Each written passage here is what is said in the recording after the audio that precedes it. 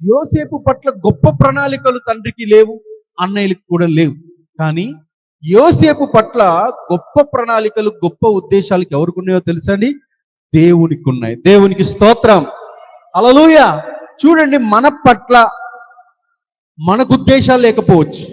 నేను ఏం బాగుపడతాను, నా వల్ల ఎవరికి ఉపయోగం, సగం జీవితం అయిపోయింది, ఇంకా సగ జీవితం ఎందుకు అని కొంతమంది నిరుత్సాహపడిపోతూ ఉంటారు, నిస్పృహకులు వెళ్ళిపోతూ ఉంటారు. కొంతమంది పిల్లల పట్ల తల్లిదండ్రులకు అసలు ప్రణాళికలే ఉండవండి. ఏదో పుట్టాడు, ఏదో పుట్టింది, చదివించేద్దాం, ఏం జరుగుతుంది అది జరుగుతుంది అనుకుంటా ఉంటారు. లేదండి. ఒక పిల్లవాడిని కావచ్చు, ఒక పాపను కావచ్చు, ఆ దంపతులకు దేవుడు ఇచ్చాడు అనంటే ఆ బిడ్డల పట్ల దేవుడికి ప్రత్యేకమైన ప్రణాళికలు ఉంటాయి. దేవునికి స్తోత్రం. బైబిల్ గ్రంథంలో మనోహ భార్య ఉన్నారు. వారికి పిల్లలు లేనప్పుడు, దేవుని మీద ఆధారపడినప్పుడు దేవుడు దర్శించి ఆ మనోహ భార్యతో దైవజనుడుగా వచ్చి చెప్తాడు, ఇదిగో దేవుడు మీకు ఒక చక్కటి కుమారుని ఇవ్వబోతున్నాడు.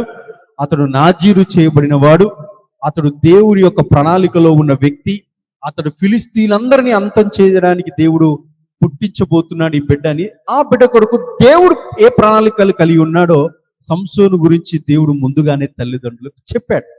అనగా బిడ్డల పట్ల దేవునికి గొప్ప ప్రణాళికలు ఉంటాయి. కాబట్టి పిల్లల్ని పెంచేటప్పుడు, పిల్లల మీద చేతులు వేసి ప్రార్థన చేసేటప్పుడు, పిల్లల గురించి ఆలోచించేటప్పుడు ఎప్పుడు ప్రార్థన చేయాలి ఏంటి అని అంటే, ప్రభువా ఈ బిడ్డలు మీరు మాకు ఇచ్చారు, ఈ బిడ్డల పట్ల నీ ఉద్దేశాలు, నీ ప్రణాళికలు ఏమైతే ఉన్నాయో ఆ నీ ఉద్దేశాలు, ఆ నీ ప్రణాళికలు బిడ్డల మీద నెరవేర్చు ప్రభువా అని వారి కోసం మనము ప్రార్థన చేసేవారుగా మనం ఉండాలి. అలాగే యోసేపు పట్ల ఎవ్వరు ఊహించనంత గొప్ప ప్రణాళికలు దేవుడు కలిగి ఉన్నాడు. అయితే దేవుడు కలిగి ఉన్న ప్రణాళికలకు వ్యతిరేకంగా పరిస్థితులు అక్కడ జరుగుతున్నాయి. ఏంటా పరిస్థితులు? యోసేపు ఏమో గోతులో వేయబడ్డాడు. ఆ యోసేపు స్థానంలో నాబోటోడు ఉంటే, ప్రభువా నువ్వు ఇచ్చిన కలలు ఇవ్వా, నువ్వు ఇచ్చిన దర్శనాలు ఇవ్వా, నన్ను గొప్పోడిగా చేసేస్తానని కళ్ళిచ్చావు, అందరు నాకు సాష్టాంగ పడతారని కళ్ళిచ్చావు, అందరు కాస్త నాకు సాష్టాంగ పడకపోగా అందరు కలిసి గోతులో తోసేశారు నాయన. ఇదా నాయన నువ్వు ఇచ్చిన దర్శనం, ఇదా నాయన నువ్వు ఇచ్చిన కళ అని నాబోటుడైతే దేవుని ప్రశ్నిస్తాడు. కానీ యోసేపు చూడండి, పరిస్థితులు ఎంత అననుకూలంగా ఉన్నప్పటికీ ఆ పరిస్థితులన్నీ కూడా పాజిటివ్గా స్వీకరించాడు యోసేపు. ఈ గోతిలో నన్ను మీరు పడేసి ఉండొచ్చు, కానీ ఈ గొయ్యి మాత్రం, ఈ గోతి మాత్రం, ఈ గుంట మాత్రం నాకు శాశ్వతమైన స్థలము కాదు అని నమ్మాడు యోసేపు. దేవునికి స్తోత్రం, హల్లెలూయా. నువ్వు ఏదైతే సమస్యల చేత బాధపడుతున్నావో, ఇబ్బంది పడుతున్నావో, దట్ ఈస్ టెంపరరీ. అంటే అది శాశ్వతంగా ఉండేటటువంటి పరిస్థితి కాదు, స్థలము కాదు, శాశ్వతంగా ఉండే సమస్య కాదు. ఏ సమస్య అయితే భయపడుతున్నావో, బాధపడుతున్నావో, ఇబ్బంది పడుతున్నావో, ఏడుస్తున్నావో, ఆ సమస్య దేవుడు చెప్తున్నాడు తాత్కాలికమైన సమస్య. It's a temporary problem, not a permanent problem. చాలా మంది టెంపరరీ ప్రాబ్లం కోసం పర్మనెంట్ సొల్యూషన్ తీసుకుంటారు. ఏంటో తెలుసా సొల్యూషను? చచ్చిపోదాం. చనిపోవడం అంటే ఏంటి? Permanent solution. అది నీకు వచ్చింది ఏంటి? Temporary problem. నువ్వు తీసుకుంటుంది ఏంటి? Permanent solution. ఏంటి ఆ సొల్యూషన్? చచ్చిపోదాం. అది నీ సొల్యూషన్. దేవుడి సొల్యూషన్ ఏంటో తెలుసా? ఆ టెంపరరీ ప్రాబ్లం నుండి, అనగా తాత్కాలికమైన సమస్య నుండి నేను బయటికి తీసుకొని వచ్చి గొప్ప ఐశ్వర్యవంతుడు, గొప్ప ఆశీర్వాదకరంగా దేవుడిని చెయ్యాలని దేవుడు ఉద్దేశించాడు. ఆ కనుకనే మనం ఎప్పుడు కూడా మన సమస్యను మనమే తీర్చుకునే ప్రయత్నం చేయకూడదు. మన సమస్యను ఎవరి చేతిలో పెట్టాలండి? ఆ సమస్యను తీర్చగలిగిన దేవుని చేతిలో పెట్టినప్పుడు ఆ సమస్యను దేవుడు తీర్చడం మాత్రమే కాకుండా మనల్ని ఉన్నతమైన స్థలంలో కూర్చోబెడతాడు. దేవునికి స్తోత్రం, హల్లెలూయా. ఇది నమ్మాడండి యోసేపు. ఈ గుంట, ఈ గోతి నన్ను పడేశారు కదా, ఇది నాకు శాశ్వతమైన స్థలము కాదు అని నమ్మాడు. అలా నమ్మిన ప్రకారంగానే దేవుడి పరిస్థితులు ఎలా మార్చాడో చెప్తున్నాను, జాగ్రత్తగా వినండి. గోతిలో పడేసి వీళ్ళ అన్నయ్యలందరంట, అరే మన తమ్ముడిని గోతులో పడేసాం కాబట్టి ఇప్పుడు మనం ఏం చేద్దాం తెలుసా? పార్టీ చేసుకుందాం. ఏం చేసుకుందాం? యోసేపు తీసుకొచ్చిన క్యారేజ్ చూసారా, భోజనం. ఆ భోజనం అందరు అన్నయ్యలందరూ కూర్చొని చక్కగా భోంచేస్తున్నారు. సొంత తమ్ముడినేమో గోతిలో పడేసి అన్నయ్యలందరూ కూడా కలిసి భోంచేస్తున్నారు. లేరా ఇలాంటి వారు ఈరోజు మన మధ్యలో? సొంత తమ్ముడు, సొంత అన్నయ్య, సొంత అక్క, సొంత చెల్లి కుటుంబం పాడైపోతే నువ్వు ఆనందపడతావా? వాళ్ళు కష్టాల్లో ఉంటే నువ్వు మంచిగా అయింది, బాగైంది అంటావా? వారు ఇబ్బందుల్లో ఉంటే నువ్వు సెగ సంబరపడిపోతావా? లేరా అండి? ఈరోజు చాలా మంది ఉన్నారండి, సొంత తోబుట్టువులు కష్టాల్లో ఉన్నప్పుడు, తోబుట్టువులు బాధల్లో ఉన్నప్పుడు, తోబుట్టువులు ఇబ్బందుల్లో ఉన్నప్పుడు వారికి సహాయం చేయాలనేటటువంటి మనసు రావాలే కానీ బాగైంది, మంచి జరిగింది, ఇలానే జరగాలనేటటువంటి మైండ్ సెట్ మనకి ఎప్పుడు కూడా ఉండకూడదు. బంధువులు అనే పదానికి అర్థం ఏంటో తెలుసండి? బాధను పంచుకునే వారిని బంధువులు అని అంటారు. దేవునికి స్తోత్రం, హల్లెలూయా. బాధను పంచుకునే వారిని బంధువులు అంటారు. కానీ ఈ రోజుల్లో బంధువులు ఎలాంటి బంధువులు అయిపోయారో తెలుసండి? బంధువులు కాస్త రా బంధువులు అయిపోయారు. ఏ బంధువులు అయిపోయారండి? అనగా పీక్కు తినేవారు అయిపోయారు. అలా ఎప్పుడు ఉండకూడదు. రక్త సంబంధులుగా ఉన్న మనమందరము కూడా, అనగా బంధువులందరూ కూడా ఏం చేయాలో తెలుసా? ఆ బాధను పంచుకోవాలి. అబ్రహాము లోతుతో అంటాడు, తన తమ్ముడు కుమారుడితో అంటాడు, లోతో మనము బంధువులము గనుక మనకు కలహము ఉండకూడదు. అనగా మనం బంధువులము, రక్త సంబంధికులము కనుక మనకు గొడవలు, కలహలు, మనస్పర్ధాలు ఉండకూడదు, కలిసి జీవించాలి అని అబ్రహాము లోతుతో అంటాడు. ఇక్కడ సొంత తమ్ముణ్ణి గోతిలో పడేసి వీళ్ళ అన్నయ్యలందరూ భోజనానికి కూర్చున్నారు. భోజనం చేస్తూ ఉన్నప్పుడు వాళ్ళందరిలో అతనికి ఒక ఆలోచన వచ్చింది. రే, మన తమ్ముణ్ణి గోతిలో పడేస్తే మనకు వచ్చేది ఏముంటది? ఇదిగో దారిలో వర్తకులు, ఇష్మాయేలీలు, వ్యాపారం చేసేవారు వెళ్తూ ఉన్నారు కదా, మన తమ్ముణ్ణి వాళ్ళకి బానిసగా అమ్మేస్తే మనకేమొస్తాయి?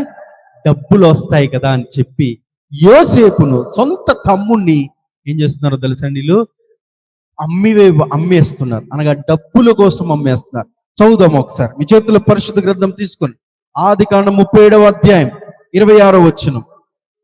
అప్పుడు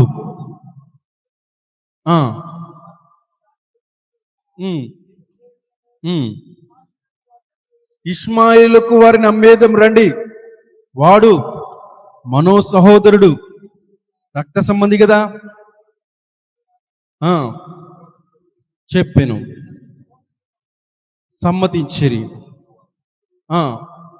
ఆ మీదుగా వెళ్ళుచుండగా వారు ఆ గుంటలో నుండి యోసేపును పైకి తీసి ఆ ఇష్మాయేలుకు 20 తులముల వెండికి అతనిని అమ్మివేసిరి.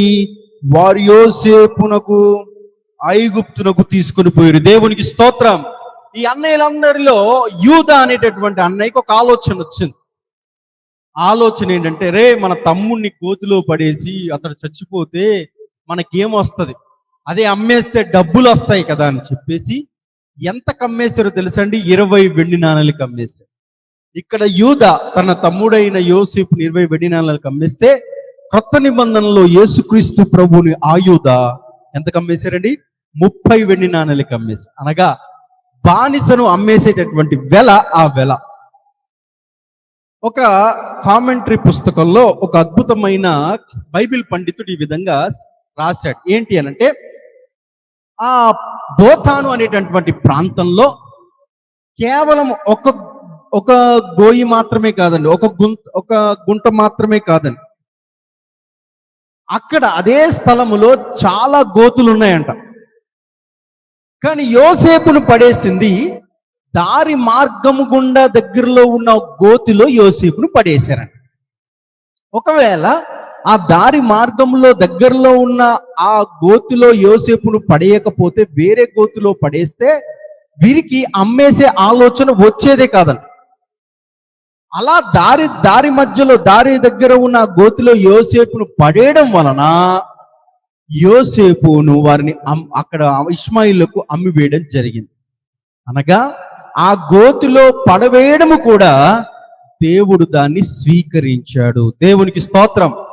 ఎందుకో చెప్తాను, జాగ్రత్తగా వినండి. యోసేపు పట్ల దేవునికున్న ప్రణాళికలు ఏంటంటే, యోసేపును ఐగుప్తు దేశంలో ప్రధానమంత్రి చేయాలి.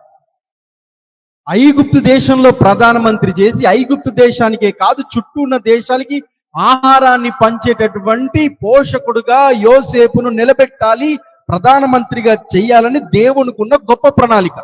ఇప్పుడు యోసేపు ప్రధానమంత్రి అవ్వాలి అంటే ఐగుప్తు దేశానికి వెళ్ళి ప్రధానమంత్రి అవ్వాలంటే యోసేపు ఒక్కడే వెళ్ళగలడా? అది సాధ్యమేనా? యాకోబు పంపిస్తాడా? అది సాధ్యమేనా? కాదు.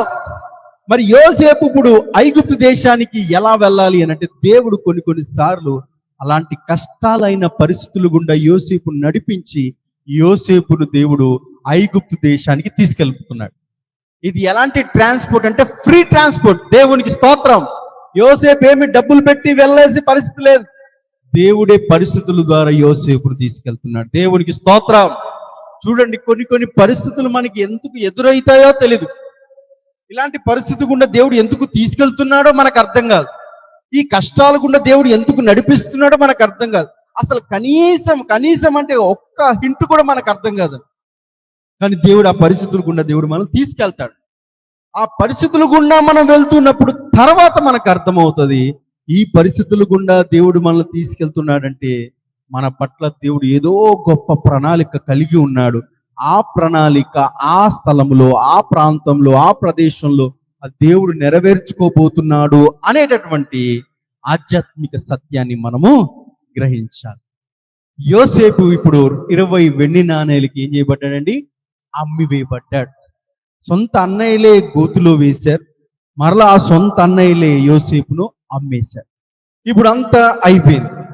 ఇప్పుడు ఈ అన్నయ్యలు తమ తండ్రికి సమాధానం చెప్పాలి. ఏంటి ఆ సమాధానం? రే, మీ క్షేమ సమాచారం తెలుసుకోవడానికి మీ తమ్ముడును, నా ప్రియ కుమారుడైన యోసేపును మీ యొద్దకు పంపించాను కదా, ఏం జరిగిందని ఖచ్చితంగా మన తండ్రి అడుగుతాడు. ఇప్పుడు తండ్రి అడిగితే మనము యోసేపును 20 వెండి నాణేలకు అమ్మేసాను మన తండ్రికి చెప్తే మన తండ్రి మనందరినీ పట్టుకొని కొట్టి చంపేస్తాడు. ఎందుకంటే మనందరికంటే యోసేపు అంటే చాలా ఇష్టం మన తండ్రికి. ఇప్పుడు ఏం చేద్దామని ఆలోచిస్తే వారికి ఒక భయంకరమైన కుట్రపూరితమైన ఆలోచన వచ్చింది. ఆలోచన ఏంటో తెలుసా? వాళ్ళందరూ మాట్లాడుకుంటున్నారంట, రే ఇప్పుడు మనం ఏం చేద్దామంటే మన తమ్ముడైన యోసేపు యొక్క నిలువు టంగిని తీసేసాం కదా, ఇప్పుడు ఒక మృగాన్ని, ఏదైనా మేకపిల్లని ఏదైనా మనం చంపేద్దాం. చంపేసిన తర్వాత ఆ రక్తములో ఈ యొక్క నిలువు టంగిని ముంచి తీద్దాం. ఈ నిలువు టంగిని ముంచి తీసి మన తండ్రి దగ్గరికి వెళ్ళి చెప్దాం. ఏమని చెప్దామంటే, డాడీ, తండ్రి గారు, మీ ప్రియ కుమారుడు యోసేపు మా తమ్ముడిని మీరు మా యొద్దకు పంపించారు. అతడు మా యొద్దకు వస్తూ ఉన్నప్పుడు దారి మధ్యలో దుష్ట మృగము తినేసింది. ఇదిగో మాకు ఆనవాలుగా ఈ నిలువు టంగి మాకు కనబడింది, తీసుకొని వచ్చాము అని చెప్దాము. మన తండ్రి నమ్మేస్తాడని చెప్పేసి కలిసికట్టుగా ఈ మాటలు మాట్లాడుకొని తండ్రి దగ్గరికి బయలుదేరారు. ఏం జరిగిందో ఒకసారి మనం చూద్దాం. 37వ అధ్యాయం 31వ వచనం. చంపి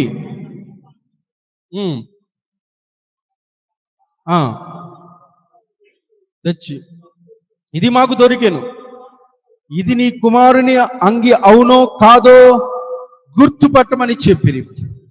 అతడు దాన్ని గుర్తుపట్టి, ఈ అంగి నా కుమారునిదే, దుష్ట మృగము వానిని తినివేసెను, యోసేపు నిశ్చయముగా చీల్చబడెనను. యాకోబు తన బట్టలు చింపుకొని తన నడుము గోనిపట్ట కట్టుకొని అనేక దినములు తన కుమారుని నిమిత్తము అంగలార్చుచుండగా చాలండి. ఇప్పుడు మొత్తానికి వీళ్ళు ప్లాన్ చేసి తండ్రి దగ్గరికి వచ్చారు. ఇందాక చెప్పినట్టుగానే వారు చెప్పారు, తండ్రి ఇదిగో మాకు ఈ నిలువు టంగి రక్తపు ముద్దలతో నింపబడి దొరికింది. ఒక్కసారి తండ్రి చూశాడు ఆ నిలువు టంగి. ఏంట్రా మీరు చెప్తుంది? ఈ నిలువు టంగి మా తమ్ముడైన యోసేపు, నీ ప్రియ కుమారుడైన యోసేపుదు, అవునా కాదా పరీక్షించి చూడు తండ్రి అనగానే దగ్గరకొచ్చి ఆ నిలువు టంగి రక్తముతో మునిగి రక్తముతో ఉన్న ఆ నిలువు టంగిని చూసి ఒక్కసారిగా గుండె ఆగిపోయిన పరిస్థితి. గట్టిగా ఏడుస్తున్నాడు, అయ్యో నా కుమారుడా యోసేపు, నా కుమారుడైన యోసేపును దుష్ట మృగము తినివేసింది అని బట్టలు చింపుకొని గోనె పట్టు కట్టుకొని అంగలారుస్తూ ఏడుస్తూ ఉన్నాడండి. ఎంతలా ఏడ్చాడంటే ఎవ్వరు వచ్చి ఓదార్చే ప్రయత్నం చేసినా అసలు ఏడుపు మాత్రం తగ్గట్లేదంట. అంత బిగ్గరగా ఏడ్చాడు. సుమారు ఎన్ని సంవత్సరాలు ఏడ్చాడో తెలుసండి? అలాగా సుమారు 17 సంవత్సరాలు ఏడ్చాడంటండి. ఇప్పుడు యోసేపు అలా ఏడుస్తున్న గల కారణం ఏంటంటే తన కుమారుడు చచ్చిపోయాడు అని అని యాకోబు నమ్మాడు. అది ఇంతకది వాస్తవమా అవాస్తవమా చెప్పాలి? అది నిజమా అబద్ధమా? అది సత్యమా అబద్ధమా? అబద్ధం. ఏంటమ్మా? మరి యోసేపు చనిపోయాడా అమ్మివేయబడ్డాడా? యోసేపు బ్రతికున్నాడా చనిపోయాడా? బ్రతికే ఉన్నాడు. ఇప్పుడు యోసేపు ఐగుప్తు దేశంలో బానిసగా కొనిపోయబడ్డాడు. కానీ ఇప్పుడు తండ్రి మాత్రం ఆ అంగిని చూసి ఏమంటున్నాడు? నా కుమారుడు చనిపోయాడు అంటున్నాడు. అనగా అసత్యాన్ని, అబద్ధాన్ని యాకోబు నమ్మేశాడు. కాస్త ఒక్కసారి ఆలోచించి, ఒక్కసారి మైండ్ పెట్టి, ఒక్కసారి పరీక్షించి దాన్ని చూసే ప్రయత్నం చేస్తే వెంటనే నిజం తెలిసిపోతుంది. ఏమండి? ఇప్పుడు యాకోబు ఏమంటున్నాడు? దుష్ట మృగము నా కుమారుడైన యోసేపును తినివేసింది అంటున్నాడు కదా. వారు కూడా అలానే చెప్పారు కదా.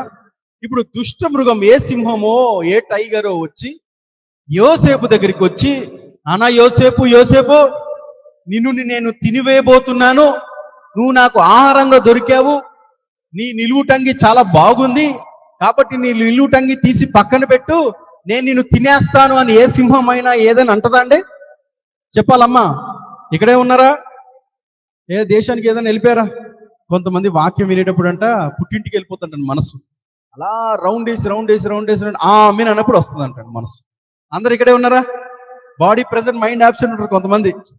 కొంతమంది పెద్దోళ్ళకి అంట ఇంటి దగ్గర నిద్ర అస్సలు పట్టదంటండి. మందిరంలోకి వస్తే తెగ నిద్ర పట్టేస్తుంది అంటాడు. ఎంత కదిపినా, ఎంత సౌండ్ పెట్టినా నిద్ర వచ్చేస్తుంది ఇవిడికి. అందరు ఇక్కడే ఉన్నారా? హల్లెలూయా. రైట్, ముగించేద్దాం. ఇప్పుడు ఏ మృగమైనా యోసేపు దగ్గరికి వచ్చి, యోసేపు నేను తినివేయాలనుకుంటున్నాను, నీ నిలువుటంగి తీసి పక్కన పెట్టు, నిన్ను తినేస్తాను, నేను చీల్చేస్తాను అంటదా? అనదు. మీద పడి తినేస్తుంది. ఇప్పుడు మీద పడి చీల్చుకొని తినేస్తే ఆ నిలువుటంగిగా ఉంటుందా, ముక్కలు ముక్కలుగా అవుతుందా? చెప్పాల. ఇప్పుడు వీళ్ళ అన్నయ్యలు ఆ నిలువుటంగిని ముక్కలు ముక్కలుగా తెచ్చారా, నిలువుటంగినేగా తెచ్చారా? కాస్త ఆలోచించి, కాస్త మనసు పెట్టి, ఏంటి వీళ్ళేమో దుష్టమృగం తినేసిందని చెప్తున్నారు, నిలువుటంగినానే ఉంది రక్తపుతో, రే ఏం చెప్తున్నారా, నిజం చెప్పండి రా అని అక్కడే కడిగేసేవాడు. కానీ అబద్ధాన్ని కళ్ళకు గట్టిగా చూపితే యాకోబు సహితం నమ్మేశాడు. ఈ రోజులో లేరా? అబద్ధాన్ని ఈజీగా నమ్మేస్తారు. కాలంలో ఒక నటన వీడియో వచ్చేసిందండి వైరల్. పాస్టర్ గారు ఏదో ఒక చోట తెగ నమ్మేసి షేర్లే వైరల్ చేసి పడేసారు దాన్ని. తర్వాత తెలుసుకున్నారు, అయ్యో కాస్త పరీక్షించి, నేను అప్పుడే అది చూడగానే నాకు వెంటనే అర్థమైంది, ఎక్కడ కూడా నేను షేర్ కానీ ఎవ్వరికి కూడా షేర్ చేయను. అది వస్తా నటనగా కనబడిపోయింది. అనగా ప్రస్తుతం ఉన్న ఈ సమాజం ఏమవుతుందంటే అబద్ధాన్ని ఈజీగా నమ్మేస్తారు. ఏం చేస్తున్నారమ్మా? మరి అబద్ధాన్ని ఈజీగా నమ్మేస్తే ఏం జరుగుతుంది? యాకోబు 17 సంవత్సరాలు బాధపడ్డాడు. 17 సంవత్సరాలు అంగలార్చాడు, బెంగ పెట్టేసుకున్నాడు. మనిషి బ్రతికున్నాడే గాని చచ్చిన వ్యక్తిగా అయిపోయాడు యాకోబు. 17 సంవత్సరాలు నా కుమారుడా యోసేపు అని 17 సంవత్సరాలు బాధపడ్డాడు. తర్వాత తెలుసుకున్నాడు సత్యం. ఆ తర్వాత ధ్యానిద్దాం. అలాగే ఒక చోట ఈ అబద్ధాన్ని సత్యముగా నమ్మితే, అబద్ధాన్ని నిజముగా నమ్మితే ఏం జరుగుతుందో తెలుసా అండి? గందరగోళం జరుగుతుంది. అది బైబిల్లో ఉందంటే ఉంది. ఒకసారి చూద్దాం. సంఖ్యాకాండం 13వ అధ్యాయం. సంఖ్యాకాండము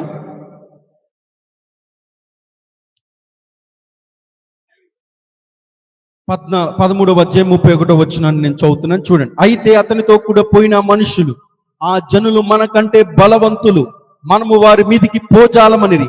మరియు వారు తాము సంచరించి చూచిన దేశం గురించి ఇజ్రాయిలుతో చెడ్డ సమాచారము చెప్పి, మేము సంచరించి చూచిన దేశము తన నివాసులను భక్షించు దేశము, దానిలో మాకు కనబడిన జనులందరూ ఉన్నత దేహులు. అక్కడ నెఫీలు సంబంధులైన అనాకు వంశపు నెఫీలు చూచితిమి. మా దృష్టికి మేము మిడతల వలె ఉంటిమి, వారి దృష్టికి అట్లే ఉంటిమని. అప్పుడు సర్వ సమాజం ఎలుగెత్తి కేకలు వేసెను. ప్రజలు ఆ రాత్రి ఎలుగెత్తి ఏడ్చిరి. ఇక్కడ జరిగింది క్లుప్తంగా చెప్పి ముగిస్తాను. మోషే అనే నాయకుడు వేగు చూడడానికి ఆ ప్రాంతానికి 12 మందిని పంపించారు. ఆ 12 మందిలో 10 మంది వెళ్ళారు, ఇంకా 2 కూడా వెళ్ళారు. ఆ 12 మంది వెళ్ళి ఒక 10 మంది తెచ్చిన సమాచారం ఏంటంటే, మోషే గారు ఇదిగో మీరు ఆ ప్రాంతానికి పంపించారు కదా, మేము వెళ్ళాం, అయితే నిశ్చయముగా ఆ ప్రాంతాన్ని మనం స్వాధీనపరుచుకోలేము. ఎందుకయ్యా? ఆ ప్రాంతంలో ఉన్న జనులు ఎలాంటి జనులో తెలుసా? ఉన్నత దేహులు, బలమైన వారు. వారి దృష్టికి మనం ఎలా ఉన్నామో తెలుసా? మిడతల వలె ఉన్నాం. కాబట్టి వారిని మనం జయించలేము, వారిని మనం ఏమాత్రం కూడా ఓడించలేము. మన పని ఒకవేళ వెళ్తే మన పని అయిపోద్ది అని చెప్పేసి 10 మంది తెచ్చిన సమాచారం. ఆ సమాచారాన్ని బైబిల్ ఏమని ప్రకటించారంటే చెడ్డ సమాచారం తీసుకొచ్చి ప్రజలందరూ చెప్పగానే ప్రజలందరూ ఎలుగెత్తి ఏడుస్తున్నారంట. ఏడవడం మాత్రమే కాకుండా ఈ ప్రజలు, ఇజ్రాయెల్ ప్రజలందరూ కలిసి మోషే అహరోను మీద పట్టి సనుగుతున్నారు. ఏమని సనుగుతున్నారంటే, ఎందుకు వచ్చింది ఈ జీవితం, ఇంకా వెళ్ళిపోతాం, మనలో ఒక నాయకుడిని మనం ఏర్పరచుకొని మనం మరలా ఐగుప్తు దేశానికి వెళ్ళిపోదామని ఇజ్రాయెల్ ప్రజలందరూ కూడా సనుక్కోవడం మొదలు పెట్టారండి. అది మనం చూద్దాం. 14వ అధ్యాయం 2వ వచనం. ఆ సర్వ సమాజం, అయ్యో, ఐగుప్తులో మేము చావలేదు, ఈ అరణ్యంలో మేము చావలేదు, మేము కత్తివాత పడినట్లు యెహోవా మమ్మల్ని ఈ దేశంలోనికి ఎలా తీసుకొని వచ్చెను, మా భార్యలు మా పిల్లలు కొల్లపోవుదురు, తిరిగి ఐగుప్తులకు వెళ్ళుటకు మాకు మేలు కదా అని వారితో అనిరి. వారు, మనము నాయకుని ఒకరు నియమించుకొని ఐగుప్తునకు తిరిగి వెళ్ళుదామని ఒకరినితో ఒకరు చెప్పుకొనగా. ఇదండి జరిగింది. ఇప్పుడు వీరు ఏ సమాచారం నమ్మారంటే చెడ్డ సమాచారం నమ్మారు. ఆ సమాచారం ఏంటి? ఇదిగో మనము ఆ దేశానికి వెళ్ళలేము, ఒకవేళ వెళ్తే వాళ్ళ దృష్టికి మనము మిడతల వలె ఉంటాం, కాబట్టి ఒకవేళ వెళ్తే మనం అందరం చచ్చిపోతాం. ఇప్పుడు ఇజ్రాయెల్ అందరూ ఎలా ఉంటారో తెలుసండి? ఏదైనా చిన్న సమస్య వస్తే భయపడిపోయేవారు. అలాంటి ఇజ్రాయెల్ ప్రజలే ఇప్పుడు మనం కూడా. వెంటనే భయపడిపోయి మాటికి పాస్టర్ గారి మీద పడేవారు. ఏ మోషే, మమ్మల్ని ఇక్కడి వరకు ఎందుకు తీసుకొచ్చావు, అక్కడే మేము చచ్చిపోతే బాగుండు కదా అని చెప్పేసి మోషే మీద పడుతున్నారు. ఇప్పుడు ఏం చేద్దాం, మరలా మనమే ఈ మోషేని కాదు, మనమే ఒక నాయకుని ఏర్పాటు చేసుకొని ఐగుప్తు దేశానికి వెళ్ళిపోదాం. ఐగుప్తు దేశంలో ఉండలేక, వెట్టి చాకిరి చేయలేక మొరపెట్టుకుంటే దేవుడు విడిపించాడు కదా నిల్ని. ఎర్ర సముద్రం దాటించాడు, ఎన్ని అద్భుతాలు చేసినా ఏదో ఒక చిన్న సమస్య వస్తే భయపడిపోతూ ఉండేవారు. అలాంటి ఇజ్రాయెల్ ప్రజలే నేటి కాలంలో ఉన్న విశ్వాసులు కూడా. ఏమండి, గడిచిన కాలంలో దేవుడు ఎన్ని మేలు చేశాడు, ఎన్ని అద్భుతాలు చేశాడు, వాటిని మనం ఎప్పుడు తలపోసుకొని గడిచిన కాలంలో అద్భుతాలు, మేలు, సూచక్రియలు, ఆశ్చర్యకార్యాలు చేసిన దేవుడు ఆయన ఇకను చేయువాడు అని నమ్మాలి. దేవునికి స్తోత్రం, హల్లెలూయా. కానీ అలా నమ్మలేక కొంతమంది భయపడిపోతూ ఉంటారు. అలా భయపడిపోవడం గల కారణము అబద్ధాన్ని నిజమని నమ్ముతారు. వీరు అబద్ధాన్ని నిజమని నమ్మారు. ఏంటో అబద్ధం? అబద్ధం ఏంటో తెలుసండి? వారిని మనము జయించలేము అనేది అబద్ధం. సత్యం ఏంటో తెలుసా? నిజమేంటో తెలుసా? నిజమే ఇక్కడ బైబిల్లో ఉంది, చూద్దాం. 6వ వచనం,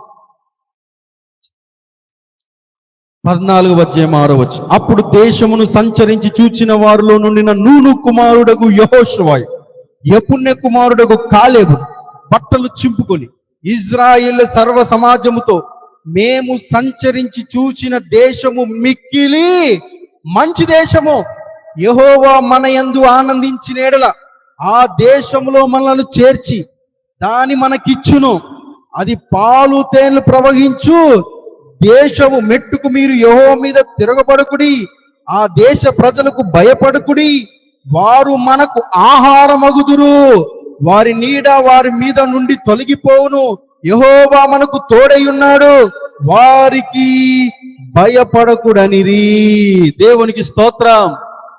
ఇది సత్యము, ఇది నిజమైన సమాచారము. ఆ 12 మందిలో 2 ఉన్నారు. వాళ్ళు ఎవరో తెలుసండి? కాలేబు, యెహోషువ.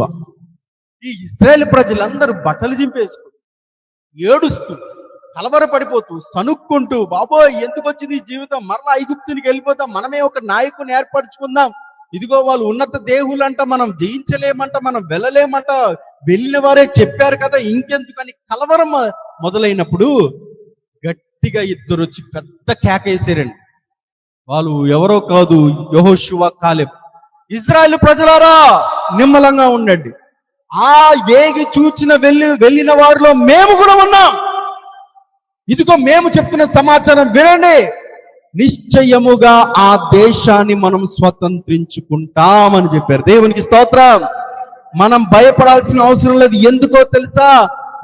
మన దేవుడు మనకు తోడున్నాడు, ఆయనే మనకు విజయాన్ని ఇస్తాడు అని నిజమైన సమాచారాన్ని, సత్యమైన సమాచారాన్ని వీరు ఆ ఇజ్రాయేలు సమాజానికి చెప్పినప్పుడు అప్పుడు వారు నిమ్మలపడ్డారంట. దేవునికి స్తోత్రం.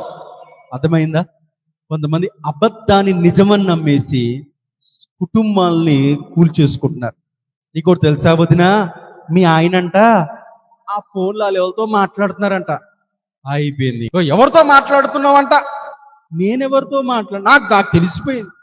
ఏం తెలిసింది? ఎవరితో ఫోన్లో మాట్లాడుతా? అదే ఎవరితో నాకు చెప్పారులే. ఏం చెప్పారులే? ఈమెకేమీ తెలీదు. ఎవరో చెప్పింది వినేసి భర్తను సాధించేస్తుంది. ఏం చేస్తుందండి?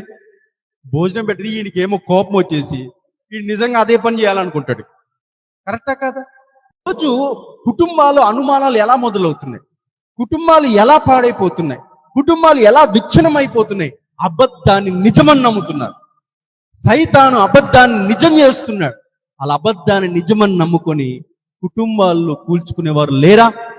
ఈరోజు వారు ఉన్నారు కాబట్టి దేవుడు ఈరోజు మాతో మాట్లాడుతున్నారు. ఏది నిజమో, ఏది సత్యమో మనము గ్రహించాలంటే సత్యవంతుడైన దేవుడైన యేసుక్రీస్తు ప్రభుతో మనము ఈ ఆధ్యాత్మికమైన జీవితంతో ముందుకు వెళ్తున్నప్పుడు నిజమేంటో దేవుడు మనకు తెలియజేస్తాడు. దేవుడికి స్తోత్రం. కొన్ని సార్లు విన్నది కూడా మనం నమ్మకూడదు, కొన్ని సార్లు చూసింది కూడా మనం నమ్మకూడదు.